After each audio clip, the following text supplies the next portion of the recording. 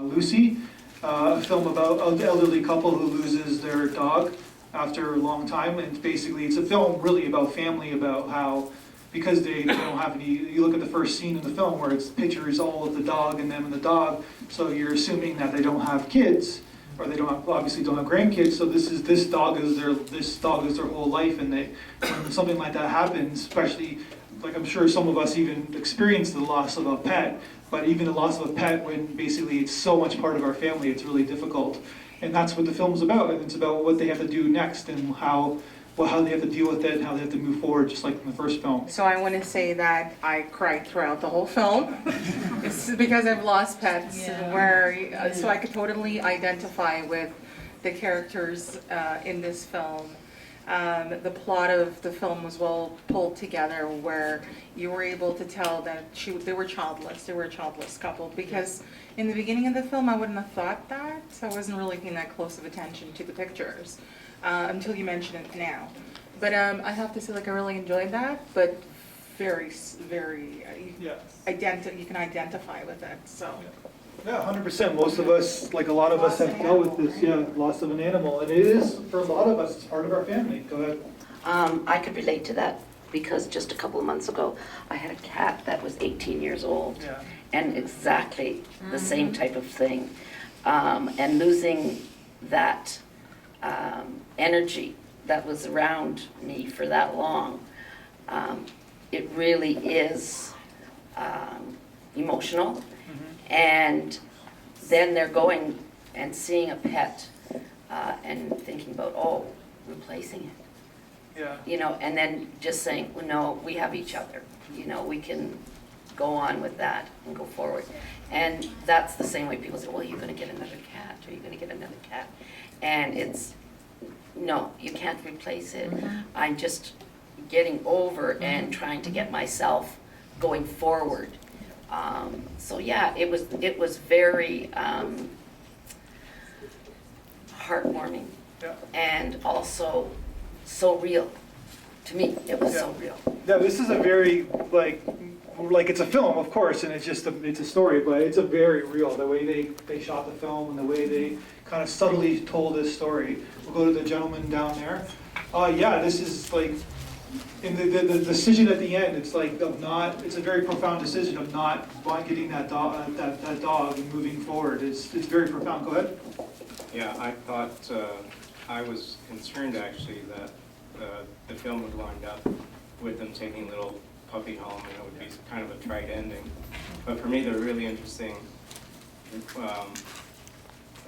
theme of it was Venus and Mars, like the way they reacted so differently, the man and the woman, and the chasm between them emotionally, and it really was a resolution to the film when they were able to express their love for each other. Yeah, and it's true. Like the loss of this pet brings them closer together, and it's really a love story about this couple in the end. And yeah, you're 100%. It's not really about the love story about the dog. Of course, the dog is there, but it's really about this couple, and it's how they. It's like the typical male and female, how they react to, like, even him putting the dog in the trunk. It's like, what a guy move, right? It's just like, it's just totally. It's a really good short film, in my subjective opinion. I think something has to be said about the scoring of the film, because I feel like a lot of the emotion was captured in those scenes where no one says anything, but it's just the music carrying you through.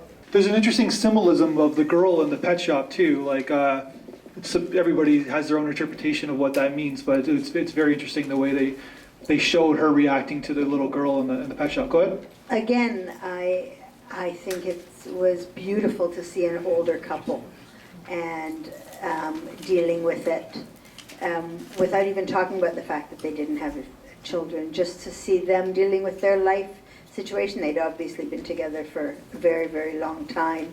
There was a lot of non-communication between them, for better or worse.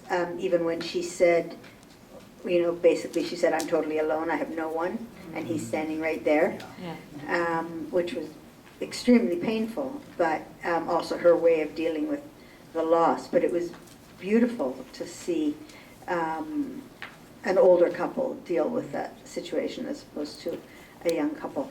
And the little girl in the shop, that was just a mystery, you know, having her, you know, that relationship, that momentary relationship with the woman, the young girl, looking at that, whether it was a relationship between them and the relationship to the puppy. It was a very interesting moment. I just got it. She says, especially when you have nothing else in the world, and that's why the little girl was there, because she never had kids, and then you see that little girl with a beautiful face, and then at the end, when she decides not to, because you can't replace that pet, and then he says, I always wanted to apologize to you, and she cuts him off, but he's gonna say that I never could give you children, and then she says, no, it's okay, and she says in Greek, agapo, my love, and that word agapo, they have 4 words for love, and it means I love you so unconditionally. It's like the God love. And she said, I love you, agapo, I love you so much. And it's like he is made up. That love they have is made up for her for not having children. It's like she just realizes it in that moment.